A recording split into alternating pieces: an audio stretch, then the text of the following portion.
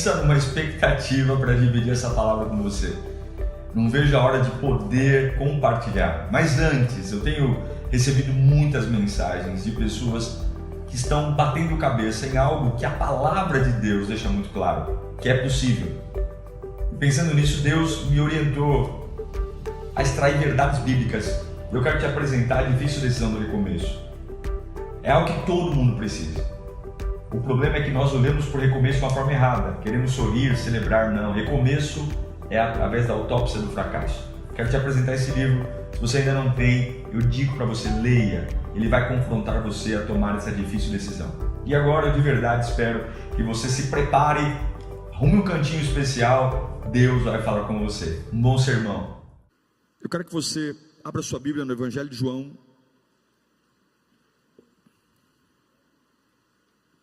Evangelho de João, capítulo 7.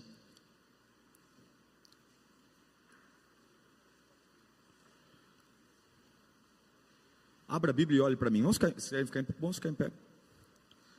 Olha, tem que ter muita coragem para vencer. Concorda ou não? É muito mais fácil você não vencer do que você vencer. É muito mais fácil você ter uma vida medíocre do que ter uma vida vitoriosa. Concorda comigo ou não? Sabe uma coisa que eu aprendi, Igor? É que a miséria tem companhia. Agora a vitória é solitária. Uma vida miserável, você encontra gente para ir tomar uma breja com você no boteco. Quando você está no limbo, você encontra gente para repartir tua desgraça. Mas quando você foca em algo que você quer vencer, você vai ficar sozinho. E se você está aqui hoje nessa conferência, disposto a algo, querendo algo, isso não quer dizer nada. A pergunta que eu quero te fazer é: você está disposto a lutar pelo que você quer? Querer todo mundo quer. E o Espírito Santo vai saculejar nossa alma aqui hoje. Não é porque sou eu não, podia ser qualquer outro. Mas nós vamos falar sobre pressão. A pressão não pode roubar a tua alegria. Eu não aceito o púlpito da minha igreja triste. Eu não aceito a minha adoração triste. Eu não aceito a minha oração rasa. Nenhuma pressão desgraçada vai roubar a minha alegria. Não vai. Nós vamos aprender a lidar com isso hoje. Ok? João 7. Evangelho de João, capítulo 7, a partir do versículo 1. Depois disso, Jesus andava pela Galileia e já não queria andar pela Judeia, pois os judeus procuravam matá-lo. Verso 2. Estava próxima a festa dos judeus, chamada festa dos tabernáculos. Vamos até o 13, pode avançar. Disseram-lhe, pois, seus irmãos: sai daqui e vai para a Judeia, para que também os teus discípulos vejam as obras que fazem. Porque não há ninguém que procure ser conhecido, que faça alguma coisa em oculto. Se fazes essas coisas, se fazes essas coisas, manifesta-te ao mundo. Tá tudo certo aqui com vocês não? Ok? O mundo não vos pode odiar, mas ele me odeia. Eu acho que pulou alguns, né? Põe uns 5, por favor. Isso agora. Porque nem mesmo os seus irmãos criam nele. Repita comigo: nem os irmãos de Jesus acreditavam nele. Disse-lhes, pois, Jesus: ainda não é chegado o meu tempo, mas o vosso tempo sempre está pronto. O mundo não vos pode odiar, mas ele me odeia, a mim, porquanto dele testifico que as suas obras são más. Subi vós a esta festa. Eu não subo a esta festa, porque ainda o meu tempo não está cumprido. E havendo-lhes dito isso, ficou na Galileia. Mas quando seus irmãos já tinham subido à festa, então subiu ele também, não manifestamente, mas como em oculto. Ora, os judeus procuravam na festa e diziam: onde está ele? E havia grande murmuração entre os judeus a respeito dele. E diziam alguns: ele é bom. E outros diziam: não, antes engana o povo. Todavia, ninguém falava dele abertamente por medo dos judeus. Pai, nós já oramos, mas mais uma vez eu quero implorar: não há nada que vale a pena aqui se não for o Senhor. Nada. É o Senhor. E a tua voz cura. A tua voz alcança o que as palavras humanas não podem fazer. E eu sei que todos nós aqui temos um vazio. Todos nós estamos carentes. E é assim que nos erguemos, ouvindo a tua voz. É assim que nos erguemos, ouvindo a tua voz. E nós imploramos: fala conosco, porque se ouvirmos a tua voz, nós levantamos. Se ouvirmos a tua voz, as escamas saem dos olhos. Se ouvirmos tua voz, o coração pega fogo.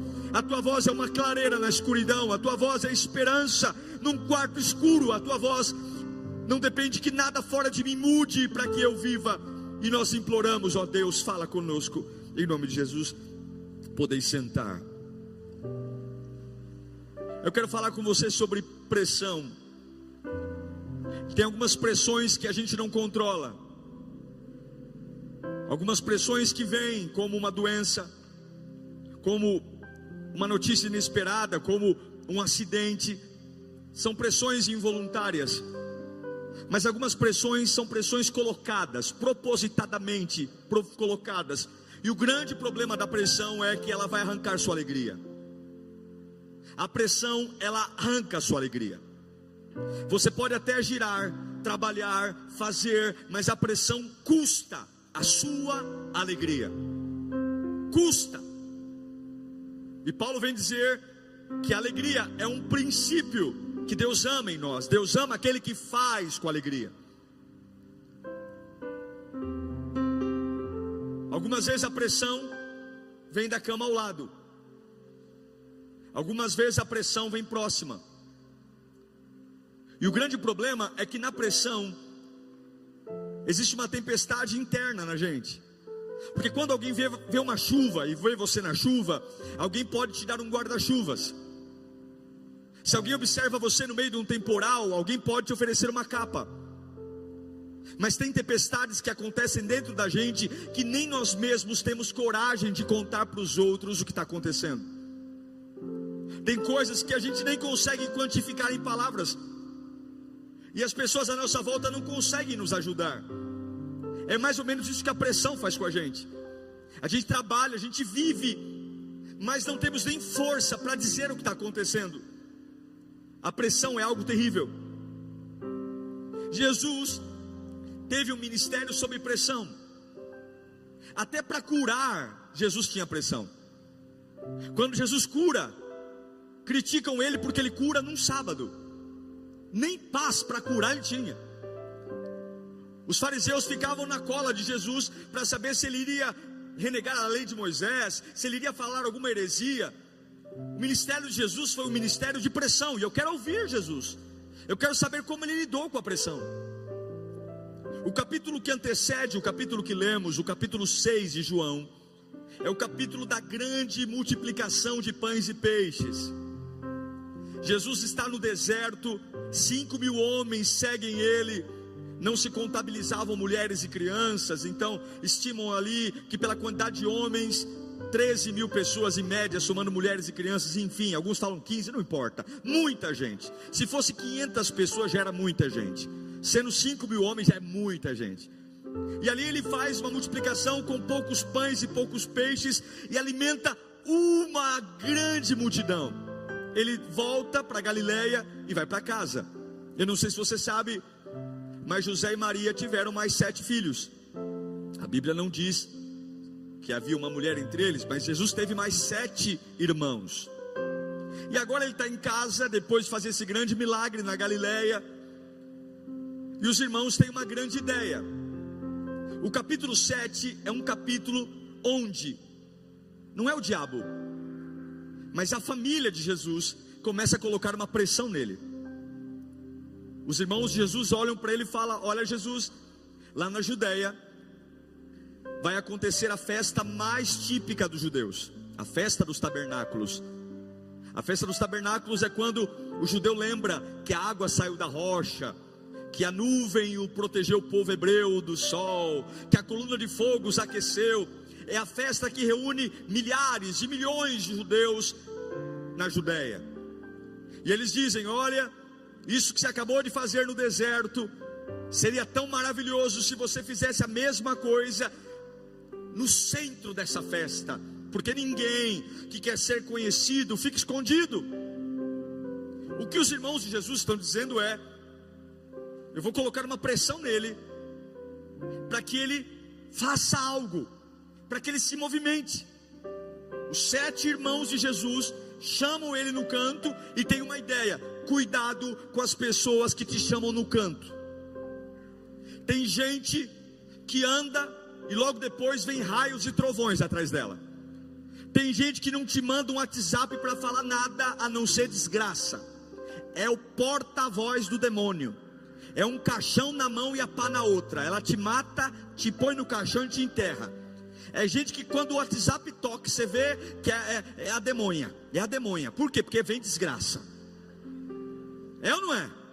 Tem gente que quando você visualiza ali com o celular fechado, é a fulano: meu pai bendito, que lá vem bomba. Porque não tem uma paz do Senhor, não tem um eu te amo, não tem uma... é só desgraça. Toma cuidado com quem te chama de canto. Porque algumas vezes, tudo que essa pessoa quer é colocar uma bomba relógio na tua mão sem segredo. E a pressão, ela vai custar a sua alegria. Os irmãos de Jesus chamam ele. São 7 irmãos contra ele. É a maioria. Dizendo: olha, eu tenho uma ideia para o teu ministério. Eu tenho uma ideia para o teu ministério bombar. Você tem que ir para a Judéia. Você tem que fazer um grande milagre no meio do povo. Você tem que ir. Toma cuidado com as pessoas que começam a ter ideias sobre aquilo que Deus colocou na tua mão. Toma cuidado para pessoas que não têm trajetória. E isso é muito culpa nossa, porque nós somos muito bons para mostrar troféus e somos péssimos para mostrar cicatrizes. Os irmãos de Jesus chamam ele e falam: olha, vamos lá. Em outras palavras, eles estão dizendo: você não vai ser ninguém se você não for lá na festa dos tabernáculos. Seu ministério não vai bombar. E é interessante perceber, coloca para mim o versículo 5 do capítulo 7. É interessante perceber o que o texto relata no meio dessa conversa de Jesus com os irmãos dele. Os irmãos têm uma baita ideia: vai para a Judéia e revela o teu ministério. Mas nem os irmãos. Uau! Sabe o que significa isso? A psicologia chama isso de síndrome do impostor. É quando a gente tem alguém perto da gente que não acredita em nós, que não crê no nosso chamado, que não crê no Deus que nós servimos, mas ele não tem coragem de assumir a incredulidade dele. Então ele fica colocando pressão para você provar para outros, mas na realidade, quem quer uma prova é ele mesmo. Já viu aquela pessoa que fica o tempo inteiro postando que ela lê, que ela estuda, que ela faz curso, que ela se dedica, que ela passa a madrugada inteira lendo livros, que nessa semana leu 500 livros. Na realidade, ela quer provar para ela mesma que ela não se acha inteligente. Já viu aquela pessoa que chama todo mundo de arrogante? Nossa, todo mundo é arrogante. Fui na Lírio, todo mundo é arrogante. O pastor é arrogante, o Igor é arrogante, a Beth é arrogante, a Carla é arrogante. Nossa, eu fui na cantina, me atenderam com arrogância. Na realidade, quem é o arrogante? Ela.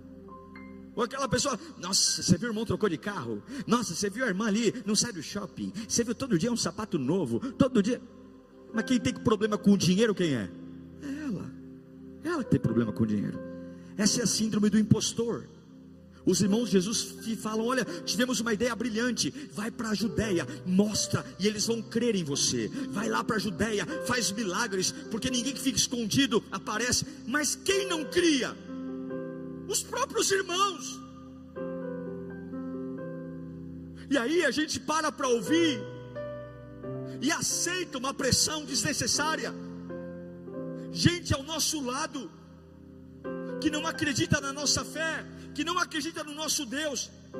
E de repente nós começamos a nos mover, não porque Deus mandou, não porque o Espírito Santo nos inclina, mas começamos a nos movimentar pela incredulidade dos outros, para tentar provar algo para alguém que não crê em nós.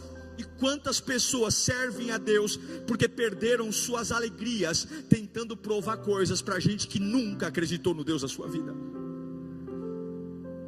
Algumas vezes, irmãos, a nossa maior luta não é contra o diabo, mas a nossa maior luta é contra a nossa própria cabeça. É por isso que Paulo fala: você quer experimentar a boa, perfeita e agradável vontade de Deus? Eu acho que se eu escrever um livro dizendo leia e você terá a boa, perfeita e agradável vontade de Deus, vai ser um best-seller, porque quem não quer a boa, perfeita e agradável vontade de Deus? Mas o preço da boa, perfeita e agradável vontade de Deus, ele começa dizendo que é o sacrifício vivo. E o que é o sacrifício vivo? Culto racional. E o que é o culto racional? É fazer não pelo que eu sinto, mas fazer pelo que eu tenho que fazer. A pressão sempre vai trazer um sentimento de urgência, e nem tudo que é urgente para você é urgente para Deus. Nem tudo para você que é de última hora para Deus. Nem tudo que tem jogado você no chão de joelhos, clamando: Senhor, me ajuda. Deus está dizendo: não era nem para você tocar nesse assunto comigo. Nem tudo que tem feito você ficar descabelado, dizendo: eu vou. Deus está dizendo: por quê? Você está se movendo pela incredulidade dos outros, ou é o céu que tem movido o seu coração? O que tem movido o seu coração? O que tem movido suas orações? Você tem orado para provar para quem? Você tem lido a Bíblia para provar algo para quem? Você tem vindo à minha casa para provar o que para quem? Você tem me adorado para provar o que para quem? Desde quando você está saindo da Galileia, indo para a Judeia, se eu não mandei você ir? Por quê? Porque você tem ofertado? Porque você tem dizimado? Porque você tem sido um voluntário nessa casa? Para provar o que para quem? Deus está chamando a tua atenção hoje, porque nenhuma pressão vai roubar a alegria que Ele plantou no seu coração. Não vai roubar. Eles estão pressionando. Vai, Jesus. Vai, Jesus. Vá. É assim que vai dar certo. E quantos largando sua fé para provar algo a pessoas que não creem? É a síndrome do impostor, que algumas vezes está em pessoas perto de nós, pessoas que estão ao nosso lado como mangueiras, e vou dizer até dentro da igreja, até dentro dos nossos departamentos. E eu não estou falando da época da graça não, estou falando da Lírio, estou falando da Batista, tá? Não estou falando de vocês não, mas gente que está do nosso lado, que levanta as mãos para adorar junto com a gente, mas que conecta mangueiras, tentando arrancar e sugar toda a nossa pressão. E daqui a pouco eu não estou indo para a igreja porque eu quero adorá-lo, eu estou indo para a igreja porque eu quero provar algo a alguém. Eu não estou indo ler na Bíblia porque eu quero provar. Eu preciso provar que lidero, eu preciso provar que pastoreio, eu preciso provar para os outros que eu oro, eu preciso provar para os outros que eu canto, eu preciso provar para os outros que eu sou fiel a Deus, eu preciso provar para os outros que eu sou um bom pai, eu preciso provar para os outros que eu sou uma boa mãe, eu preciso provar para os outros que eu sou honesto. Não, você não precisa provar nada para ninguém, porque é Deus que vê teu coração. Você não precisa se mover para provar nada para ninguém. É uma frase bonita que os irmãos de Jesus dizem. Vai lá, é algo bom. Mas é uma frase que o conteúdo dele é inteiro: nós não acreditamos em você. Não acreditamos. Não é um problema de falsidade dos irmãos de Jesus, não é um problema de hipocrisia. É porque eles são tão garotos, tão meninos, que eles não têm capacidade de dizer por mão deles: nós não acreditamos em você. E tem muitas pessoas que não acreditam em nós, e para elas terem a certeza de quem nós somos, elas vão colocar pressão em nós. E se você não tiver uma boa cabeça, você vai parar de fluir em Deus para fluir na incredulidade e na desconfiança das pessoas. Quantos amigos perderam sua alegria? Quantas pessoas perderam alegria no trabalho, na família? Porque o tempo inteiro precisam provar algo para alguém, reafirmar seus valores. E agora Jesus está no meio dessa pressão. Provar que eu sou bom, provar que eu sou o Messias, provar que eu faço milagres, provar. lentamente a pressão rouba a nossa alegria. Lentamente. E é por isso que Jesus, ele não se importou em ir fazer milagres na Judéia, porque ele não se sujeitou a fazer milagres pelo motivo errado. Vou te falar uma coisa e talvez possa te escandalizar, mas eu tenho base bíblica para dizer. As pessoas nunca foram a prioridade de Jesus. As pessoas nunca foram a prioridade de Jesus. A prioridade de Jesus sempre foi o propósito. Quando ele foi para a cruz, nenhum discípulo estava pronto. Mas Jesus, ele não transformou Pedro num dos maiores apóstolos do Novo Testamento, dando lencinho e beijinho e abraço.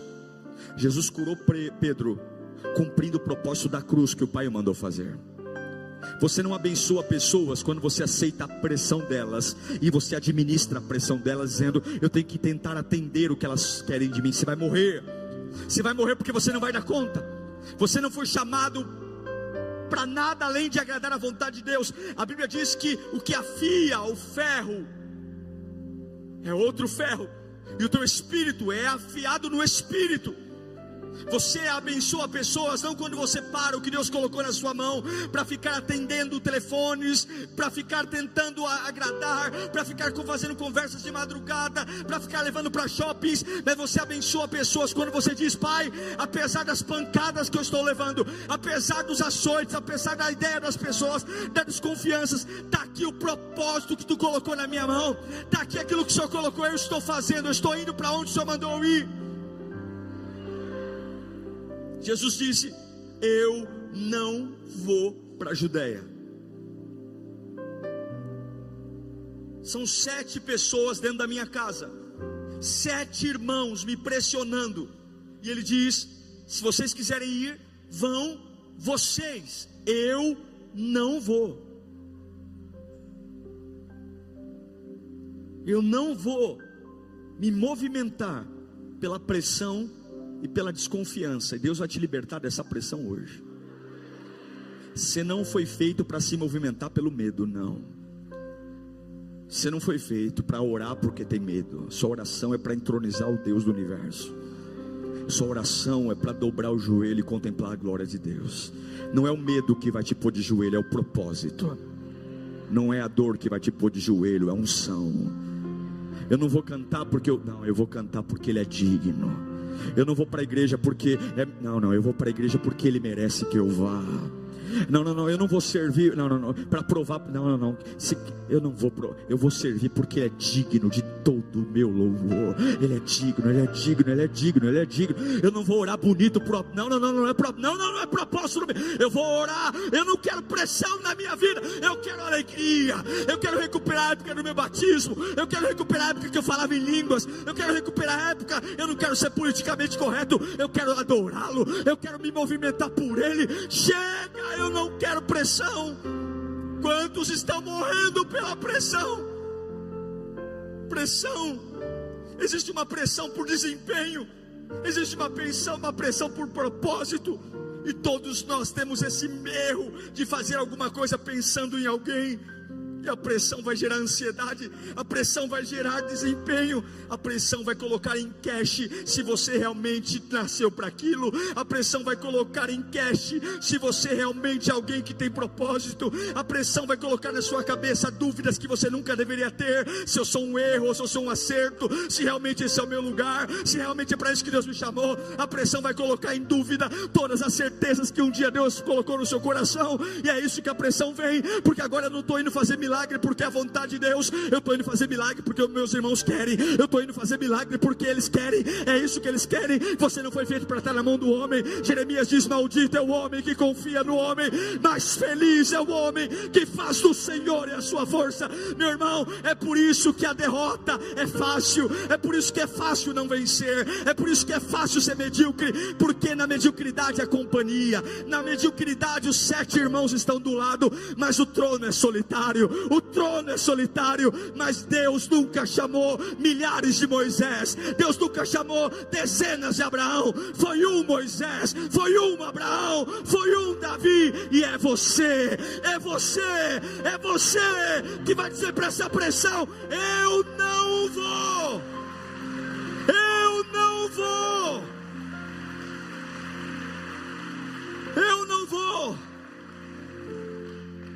eu não vou, eu não vou. Enquanto as pessoas forem a prioridade da sua vida, o seu propósito estará apagado. Todos nós amamos nossa família, mas ela não deveria ser o topo. Você não deveria falar tanto dela como você fala. Você deveria falar mais daquilo que Deus te chamou para ser.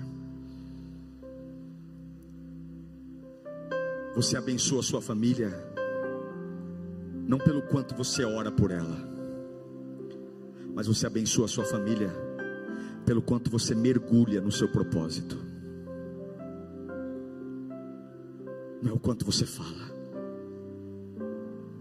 A prioridade de Jesus nunca foi pessoas, mas quando Ele cumpre o propósito, todo aquele que nele crê não perece mais, mas tem a vida eterna. Mas por quê? Por conta dos beijos, abraços, lenços, conversas? Não, porque Ele cumpriu a vontade do Pai. Você abençoa a tua família quando você não aceita a pressão de começar a viver pelo que eles querem que você viva. E ainda com as pernas bambas, e ainda com azia, ainda com enxaqueca, ainda com pernas trêmulas, você faz o que Deus te chamou para fazer. Não é fácil, mas tudo o que vale a pena não é fácil. Por isso que muitos não oram, porque orar é muito poderoso e orar não é fácil. Orar não é fácil, mas orar é o que toca o coração de Deus. Não é fácil, não é fácil estar aqui, mas tudo que vale a pena não é fácil. Tudo que vale a pena não é fácil. Tem coisa que é tão barata, tão porcaria, que quando quebra a gente nem tem coragem de trocar, a gente já joga fora. Mas quando custa caro, vem com garantia. Quando custa caro, e eu não quero uma vida barata, eu não quero uma vida que quando quebre eu jogo fora. Eu quero orações caras, e orações caras são feitas na fornalha. Orações caras são feitas quando todo mundo diz vamos, e eu digo não vou, não vou.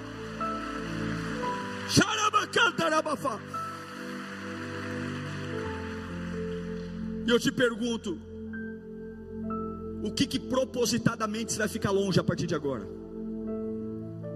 O que você vai se afastar para voltar sentir alegria, para diminuir a pressão? O que você vai diminuir a pressão? Propositadamente os irmãos de Jesus colocaram uma pressão nele. Propositadamente eles tentaram forçar. Imagine se Jesus tivesse aceitado a pressão de ir para a Judéia. Não era a hora dele ir. Jesus já sofria ameaças de morte. Se ele fosse para a Judéia naquele convite, ele seria preso e talvez seria morto, e o plano estaria ameaçado, porque os apóstolos não estavam prontos ainda. Não era a hora dele ir para a Judéia, não era a hora dele ser preso. Ele ainda tinha que ficar na Galileia para andar sobre as águas. Ele ainda tinha que fazer coisas na Galileia. Ele ainda tinha um cego para curar na Galileia. Cuidado, porque talvez atender à pressão dos outros custará a sua alegria e o grande plano que Deus tem para você. Escute o que eu vou te dizer. Pessoas importantes vêm, pessoas importantes vão, e tudo bem, se Ele estiver sempre lá no trono. Jesus diz: não, eu não vou. Tem hora que você tem que dizer: eu não penso como vocês, eu não sou tão rápido como vocês. Não é porque todo mundo fez essa faculdade que eu vou fazer. Não é porque todo mundo pensa assim que eu vou pensar. Eu não vou. 7 irmãos, eu não vou. Dentro de casa. Mas o fato de eu não fazer o que vocês querem, não quer dizer que eu sou um erro. O fato de eu não fazer o que vocês querem, não quer dizer que eu estou morrendo aqui, não. Eu não vou, porque eu não preciso provar o meu valor para ninguém. E hoje Deus vai tirar esse peso da sua cabeça. Você que está orando amuado, você vai virar 2020 com uma cabeça boa. Coisa boa é gente de cabeça boa. Coisa boa é conviver com gente de cabeça boa, gente que fala de coisa grande. Coisa boa é lidar com gente madura. Coisa boa é o que Paulo fala: olha, quando eu era menino eu falava como menino, pensava como menino, entendia como menino, mas agora que eu virei homem, não sai natural. Eu tive que deixar o jeito de falar como menino, pensar e entender, porque agora eu sou diferente. Levanta tua mão para cá. O Senhor vai tirar essa pressão desgraçada que o diabo tentou colocar através de pessoas na sua vida. Não fica chateado com a palavra desgraçado não, porque desgraçado quer dizer desprovido de graça. Não tem graça. E quem vive debaixo dessa pressão, se tem uma coisa que não tem, é a graça de Deus, porque a graça é leve, a graça flui, a graça me faz ver o impossível, a graça me faz ver com os olhos fechados, a graça me faz andar quando todo mundo para, a graça me faz crer quando ninguém crê, a graça me faz orar quando o mundo se cala, a graça me faz ficar na Galileia quando toda a minha família diz: você está errado, você está errado, você está errado. E você diz: me critiquem, me persigam, zombem da minha fé, mas eu sei de uma coisa: eu não sou um erro. O Deus que eu sirvo não é o erro, a oração que eu faço não é o erro, a igreja que eu congrego não é o erro, a minha oração não é o erro. Podem ir e vocês vão ver que aquele que começou a boa obra, é fiel e justo para completá-la. Eu creio.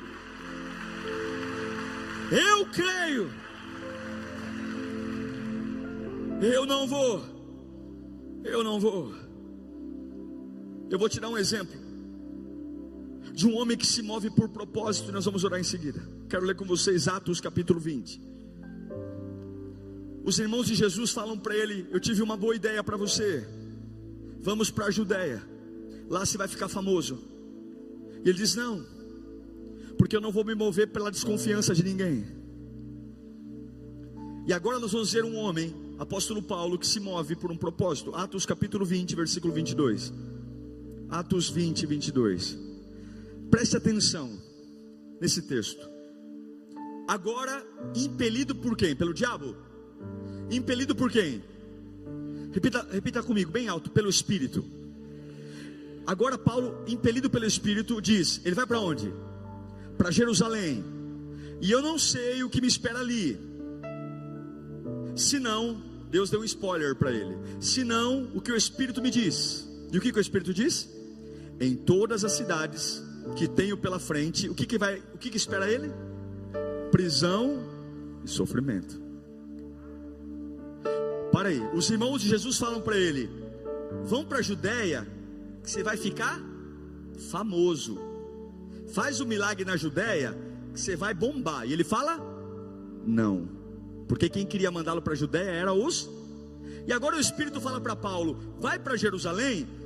E a única dica que eu te dou é: em cada cidade que você passar tem prisão e sofrimento. Olha a resposta de Paulo: mas minha vida não vale coisa alguma para mim, a menos que eu a use para completar minha carreira e a missão que me foi confiada pelo Senhor Jesus, dar testemunho e boas novas da graça de Deus. Segura o 25 aí. Agora sei que nenhum de vocês a quem anunciei o Evangelho me verá outra vez. O que ele está falando? Agora eu sei que eu vou morrer. Mas ele fica onde estava ou ele vai? Porque nunca é para onde eu vou, sempre é quem vai comigo.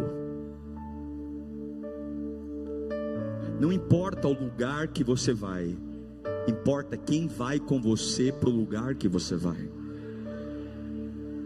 Por que Jesus não foi para a Judéia? Porque quem iria com eles eram os irmãos iguais. Por mais que Jesus é Deus, ele estava como homem. Iguais não se alimentam, iguais não se sustentam. Mas quando o Pai mandou Cristo ir, ele foi. Por que Paulo vai para cidades que o próprio Espírito fala, tudo que te espera é prisão e sofrimento? Por que ele vai? Porque não importa o que vão fazer com ele, não importa onde ele vai, importa quem estará comigo quando alguém fizer algo contra mim. Por isso, tira a pressão de se movimentar.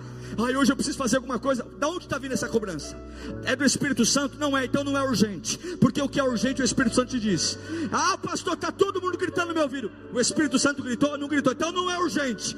Porque as pessoas só veem o que está à frente do seu nariz. O dono da vida é Cristo. O trono está em paz. O trono está tranquilo. Dobrou o joelho. O Espírito vai morrer. Não vai morrer. Não vai morrer. Se o Espírito Santo não te direcionou. Se o Espírito Santo, não, fica tranquilo. Porque o ser humano tem ataque de pelanca o tempo todo. O ser humano é histérico. Ele é histérico porque nem tudo que ele vê é verdade, nem tudo que é o que parece. Mas aquele que começou a boa obra, meu irmão, ele não se perde no tempo.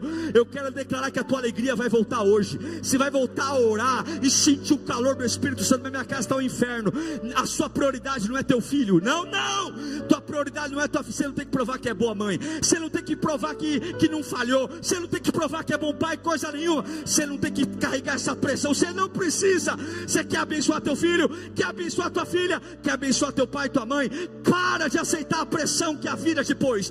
Para de aceitar a pressão de que você tem que provar que você é melhor, de que você não é igual. Você não nasceu para isso. Você não foi feito para isso. Você foi feito para Ele. Você é bom para Ele. Você nasceu para Ele. Você nasceu para adorar. Você nasceu para exaltar. Você nasceu para cantar. Você nasceu para dizer: Santo, Santo, Santo, Santo, Santo, Santo, Santo é o nome do Senhor para sempre.